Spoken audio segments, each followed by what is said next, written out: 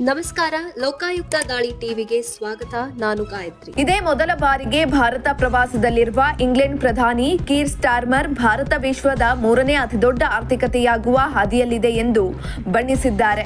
ಈ ಮೂಲಕ ಟ್ರಂಪ್ ಸತ್ತ ಆರ್ಥಿಕತೆ ಹೇಳಿಕೆಗೆ ಕೌಂಟರ್ ಕೊಟ್ಟಿದ್ದಾರೆ.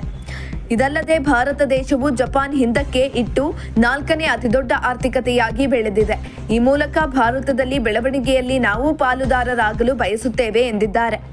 ನಮಸ್ಕಾರ್ ದೋಸ್ತಾನ್ ಎನ್ನುವುದರ ಮೂಲಕ ಇಂಗ್ಲೆಂಡ್ ಪ್ರಧಾನಿ ಭಾಷಣವನ್ನು ಆರಂಭಿಸಿದ್ದಾರೆ.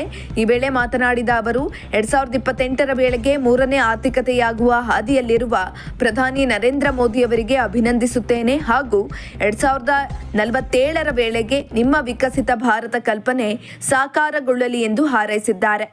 ಇನ್ನು ವಿಶ್ವಸಂಸ್ಥೆ ಭದ್ರತಾ ಮಂಡಳಿಯಲ್ಲಿ ಖಾಯಂ ಸ್ಥಾನದ ಭಾರತ ಪ್ರಯತ್ನಕ್ಕೆ ಕೀರ್ ಸ್ಟಾರ್ಮರ್ ಬೆಂಬಲವನ್ನು ವ್ಯಕ್ತಪಡಿಸಿದ್ದಾರೆ. ಇದಲ್ಲದೆ ಈ ಕುರಿತು ಕಾಮನ್ವೆಲ್ತ್ ಹಾಗೂ G20ನಲ್ಲಿ ಕುಳಿತು ಚರ್ಚಿಸಲಿದ್ದೇವೆ ಎಂದು ಹೇಳಿದ್ದಾರೆ.